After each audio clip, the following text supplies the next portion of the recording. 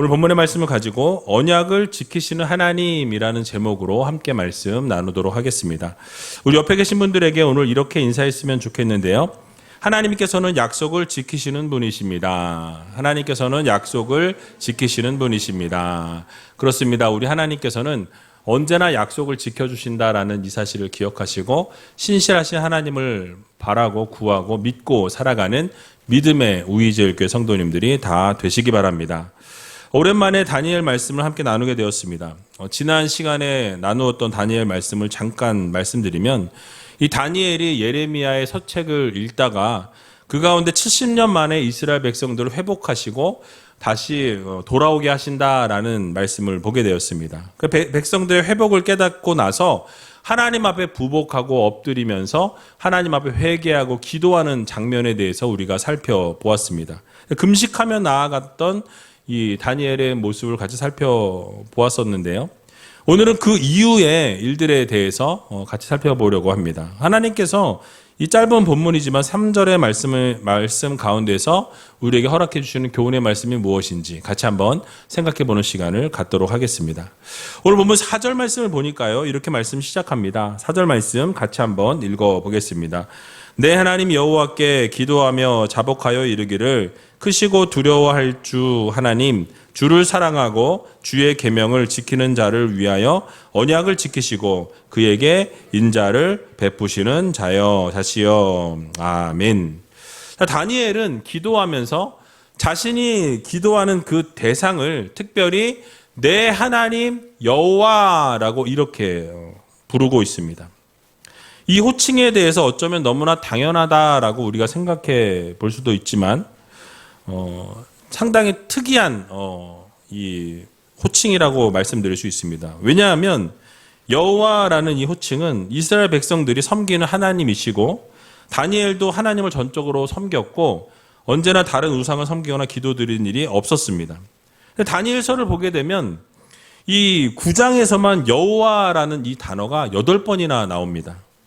그러니까 이 본장 9장에서는 9장 외에 다른 장에서는 하나님에 대한 칭호가 이렇게 그냥 하나님이라고만 쓰여져 있는데 이 9장에서는 유독 여호와 하나님이라고 이렇게 지칭하고 있는 것을 보게 됩니다. 매우 특이한 일인데요. 왜냐하면 이 구약 성경의 저자들은 하나님에 대해서 이렇게 호칭을 부를 때에 여호와라는 호칭이나 또는 하나님이라는 호칭을 이렇게 함께 사용하는 것을 보게 됩니다. 그에 비해서 다니엘은 다른 곳에서는 모두 하나님이라는 단어를 사용하지만 이 5절 본장에서는 여호와라는 이 호칭을 사용하고 있는 것을 보게 됩니다. 그렇다면 왜 다니엘이 이 여호와라는 이 호칭을 이 9장에서는 이렇게 많이 사용한 이유가 무엇일까요?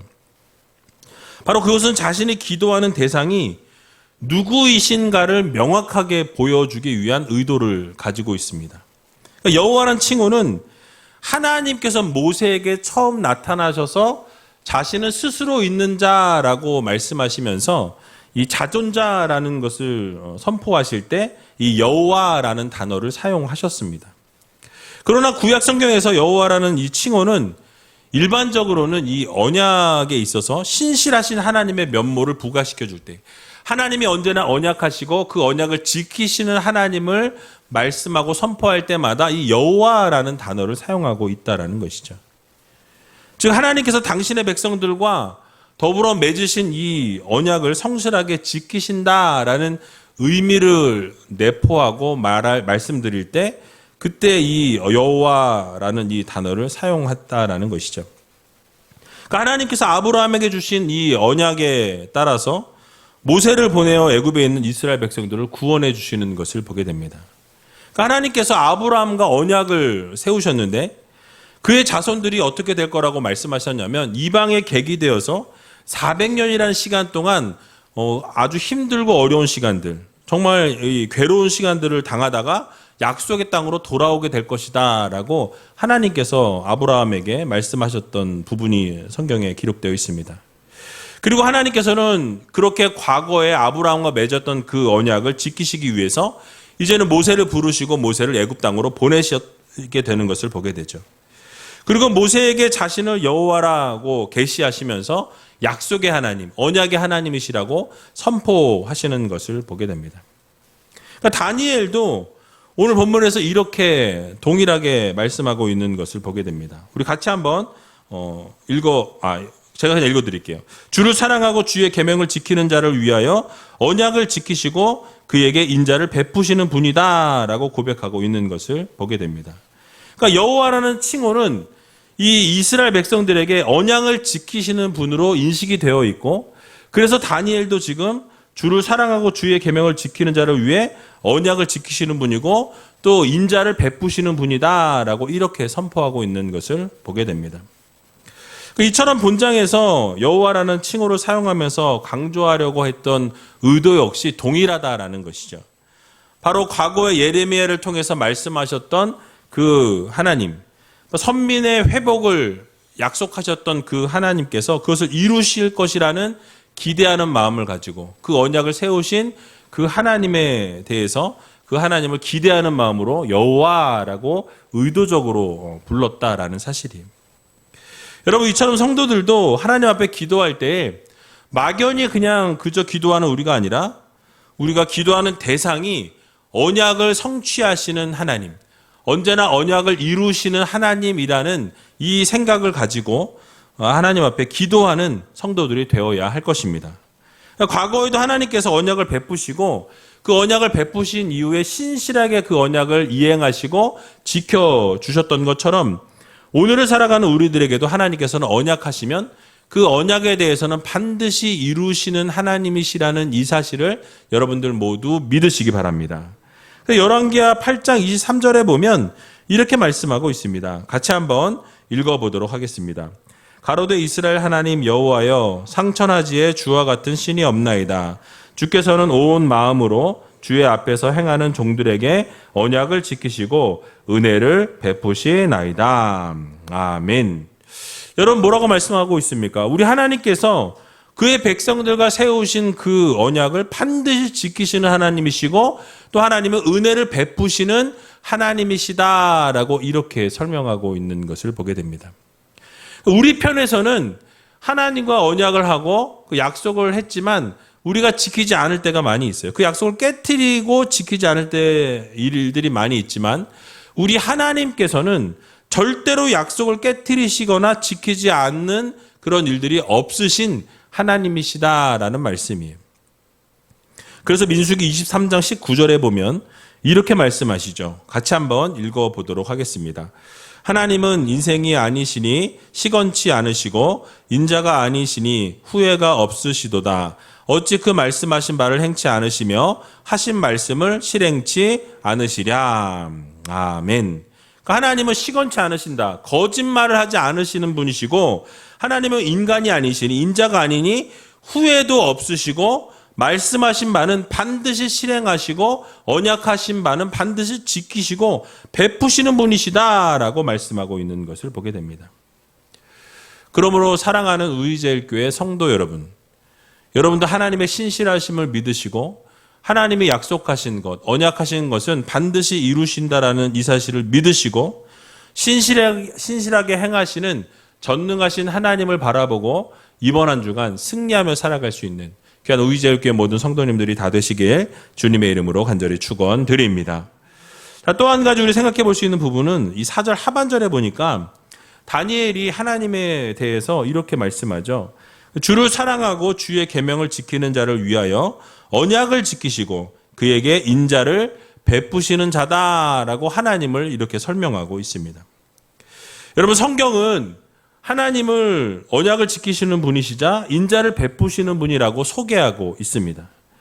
그러니까 우리의 과거를 돌아보면 하나님께서는 여러분 어떻게 행하셨습니까? 언제나 우리에게 약속하신 것, 언약 주신 것은 반드시 이행하시는 분이셨습니다. 뿐만 아니라 우리에게 사랑을 베푸시고 인자하심을 베풀어 주신 분도 우리 하나님 아버지셨다라는 거예요. 이것은 부인할 수 없는 사실이고 성도들에게 이러한 사실은 상당히 복된 일이다라는 거죠. 하나님은 언제나 언약하신 것은 지키시고 우리들에게 인자와 사랑과 은혜를 베풀어 주시니까 얼마나 감사한 일입니까? 그런데 그렇다고 해서 우리 하나님께서 무조건적으로 우리와 맺으신 언약을 지키시고 무조건적으로 인자를 베푸시는 분은 아니다라는 사실이에요. 무엇이냐면 언약의 당사자인 우리가 하나님의 말씀을 얼마나 지키고 따르느냐에 달려 있다라는 거예요. 그러니까 언약을 이루시고 우리와 함께 하시고 인자를 베푸시는 것이 우리가 얼마나 하나님의 말씀을 따르고 얼마나 하나님의 말씀을 지키느냐에 달려 있다라는 말씀이에요. 즉 주님을 사랑하고 주님의 계명을 지키는 자를 위해서 하나님은 언약을 지키시고 인자를 베풀어 주시는 하나님이시다라는 말씀이죠. 그러니까 여기서 하나님을 사랑하는 것과 계명을 지키는 것이 하나로 묶여 있는 것을 우리는 보게 됩니다. 결국 이 두 가지가 따로 떨어져 있는 것이 아니라 하나님을 사랑하는 것이나 계명을 지키는 것은 동일하다라는 거예요. 그러니까 하나님을 사랑하는 사람은 하나님의 계명, 하나님의 말씀을 지키고 하나님의 계명을 사랑하는 자는 하나님을 사랑하는 자다라는 말씀이에요. 그러니까 둘이 뗄래야 뗄 수 없는 관계에 있다라는 말씀인 것입니다. 그러니까 우리 하나님께서는 당신의 계명을 지키는 자를 위해서 언약을 지켜주시고 언약을 이행해 주시고 인자를 베풀어 주신다라는 것이죠. 그러니까 하나님의 말씀에 순종하는 자, 하나님의 말씀을 잘 따르는 자들을 보시고 그들과 언약하시고 그 언약을 세우신 것을 지켜주신다라는 말씀인 거예요. 그런데 많은 성도들이 오해하는 것이 있습니다. 하나님과 언약을 우리가 이제 맺었으니 우리는 아무렇게나 살아도 하나님이 은혜 주신다고 했으니 은혜를 주실 것이다라고 생각하는 거죠. 그러니까 우리가 하나님의 은혜를 받고 하나님의 축복을 누릴 수 있을 것이라고 생각한다라는 거예요. 그 대표적인 예가 바로 이스라엘 백성들이었습니다. 그들은 자신이 하나님의 선택을 받았고 하나님의 백성이고 하나님의 선민이다라고 생각했다라는 것이죠. 그래서 어떻습니까? 하나님의 축복을 날마다 누릴 수 있을 것으로 생각하고 여겼다라는 거예요. 그래서 여러분, 그들은 어떤 생각을 했냐면 우리는 어차피 하나님의 백성이고 택함받은 선민이다 라는 생각을 하다 보니까 자신들의 행실과 관계없이 하나님이 인자를 베풀어 주시고 언약하신 것은 언제나 지켜주실 것이다 라고 착각했다라는 거죠. 여러분, 그러자 어떤 일이 생겨나게 됩니까? 하나님의 말씀, 하나님의 계명을 어기기 시작했다라는 거예요. 하나님이 금하신 우상을 그들이 섬기기 시작했습니다. 결국 그들이 어떻게 되었습니까? 하나님의 인자하심을 얻기보다는커녕 하나님의 진노하심을 받게 되어서 이방 나라의 이 다스림을 받게 되는 것을 보게 되죠. 크나큰 수치와 굴욕을 당하게 되는 것을 보게 됩니다. 엄청난 노역과 노예의 삶을 살아갈 수밖에 없도록 그렇게 전락되어지는 삶을 살아가게 되는 것을 우리는 성경을 통해서 보게 된다라는 거예요. 여러분, 오늘을 살아가는 우리도 마찬가지입니다. 이스라엘 백성들처럼 우리는 하나님을 믿는 하나님의 백성이니까 라고 생각을 하면서 내가 하고 싶은 대로 내가 원하는 대로 하나님의 언약은 지키지 아니하고 하나님의 말씀을 듣지 아니하고 하나님의 말씀과 정반대의 삶을 살아가게 된다면 여러분, 하나님께서 인자를 베푸시고 하나님께서 은혜를 베푸실 거라고 생각하는 것은 착각입니다.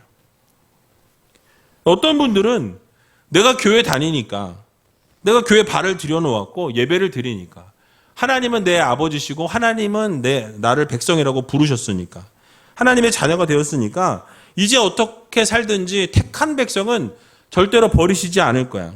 위기가 있진 않을 거야. 복을 받을 거야. 라고 생각하시는 분들이 있어요. 여러분, 이 역시 오산입니다. 우리는 말씀을 통해서 또한 이스라엘 백성들의 지나온 과거의 역사들을 통해서 우리는 알 수 있어요. 하나님을 사랑하지 아니하고 하나님의 말씀을 따르지 아니하고 하나님의 계명을 지키지 않고 업신여기는 그들의 삶의 결과가 무엇이었습니까? 그러니까 여러분, 복을 기대해서는 안 된다는 거예요. 그렇게 하나님의 말씀을 따르지 아니하고 내 맘대로 내 멋대로 살아가다 보면 여러분, 복을 기대하는 것은 착각입니다. 하나님의 진노나 받지 않으면 다행인 거죠. 예레미야 7장 23절에 보면 이렇게 말씀하고 있습니다. 같이 한번 읽어보도록 하겠습니다. 오직 내가 이것으로 그들에게 명하여 이르기를 너희는 내 목소리를 들으라. 그리하면 나는 너의 하나님이 되겠고 너희는 내 백성이 되리라. 너희는 나의 명한 모든 길로 행하라. 그리하면 복을 받으리라 하였으나. 아멘. 뭐라고 말씀하십니까? 하나님이 명하셨으니 그 목소리를 듣고 그리고 하나님의 말씀대로 행하면 하나님이 우리의 하나님이 되어주시고 너희는 나의 백성이 될 것이다 라고 말씀하시는 것을 보게 됩니다. 그래서 하나님 명하신 모든 길을 행해야만 복을 얻을 것이다 라고 말씀하시면서 맨 마지막 절을 보게 되면 복을 받으리라 하였으나 라고 말씀하죠. 하였으나 라고 이야기한다라는 건 뭐죠? 그렇게 말씀하셨지만은 이스라엘 백성들은 그렇게 지키지 않았다라는 것을 말씀하고 있어요. 그러니까 하나님의 말씀에 귀를 기울이면 백성을 삼아주시고 하나님이 되어주시지만은 그렇지 않았을 때 그 이유는 어떻게 되어지느냐. 바로 그 다음에 23절 이후의 말씀은 하나님의 명령대로 행하지 않았기 때문에 이스라엘 백성들이 당하게 될 이야기에 대해서 하나님은 말씀하십니다.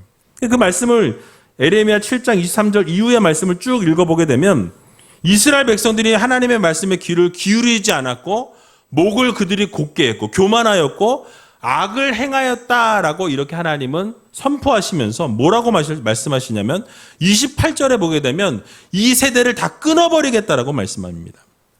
그리고 32절에 보면 매장할 자리가 없도록 너희들이 너무나 많은 시체가 있어서 매장할 자리가 없을 만큼 내가 너희들을 다 죽여버리겠다라고 하나님은 선포하셨다라는 거예요.